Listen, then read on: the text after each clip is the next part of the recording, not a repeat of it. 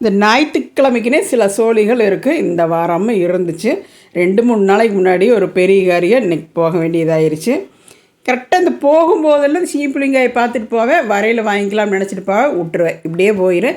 இன்றைக்கி வாங்கி உள்ளே போட்டேன், இல்லைன்னா காரணி திட்டு காரணிக்கு வேணும்னு சொல்லிச்சுன்ட்டு. எங்கள் அப்பச்சி தோட்டத்தில், அதாவது கிணத்து மேட்டில் ஒரு பெரிய மரம் இருக்குது, சீனி பிள்ளைங்க மரம்.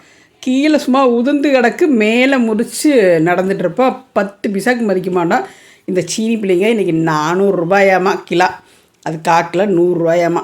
சரி என்ன பண்ணுறது, என்னைக்காச்சும் ஒரு நாளைக்கு ஆசைப்பட்டு கேட்டால் ஒருக்கா இல்லைங்களா, அப்புறம் இன்னொரு தடவை வாங்கி கொடுத்து தான் ஆகணும். அப்படி அப்புறம் வாங்கிக்கிட்டேன். அப்புறம் நைட்டு எங்கள் வீட்டில் உரம்பரைகள் இருந்தாங்கன்ட்டு காலையில் ஏதோ மிச்சம் இருந்ததெல்லாம் சாப்பிட்டு எது செய்யலை, நீ போய் தான் செய்யணும். அங்கே போகலே மணி 12:30 ஆயிடுச்சு. அந்த அரையும் குறையுமா சாப்பிட்டங்காட்டி எனக்கு நல்ல பசி இருந்தாலும் நம்ம திருப்பி வந்துடலாம் அப்படிங்கிற முடிவில் கொஞ்சம் நேரம் எல்லாத்தையும் பார்த்துட்டு பேசிட்டு கிளம்புனேன். சாப்பிட்டு போயிருங்களே அப்படின்னு சொல்லி போட்டு 2-3 டைம் சொன்னாங்க. அப்புறம் இன்னொரு டைம் சொல்லிட்டாங்கன்னா சரி எப்படி சாப்பிட்டு போயிடலாம் அப்படின்னு மனசும் மாறிடுது. லைட்டாக பசிக்கிறக்க ஆரம்பிச்சிருச்சு. அப்புறம் சாப்பிட்டு கிளம்பிட்டு லஞ்சும் அங்கேயே முடிச்சிட்டோம். கரெக்டாக காதுக்குள்ளே புருங்குது பாருங்களேன். என்னால் அப்புறம் பொறுக்க முடியல. அதை எடுத்து நோண்டிகிட்டு இருந்தேன். கரெக்டாக ஸ்பீடு பிரேக்கில் ஏறி இறங்கிருமோ, காதுக்குள்ளே இருக்கிற ஜவ்வு வெளியே வந்து விழுந்துருமோ அப்படிங்கிற மாதிரியே இருந்தது. நோண்டிக்கிட்டே வந்தேன்.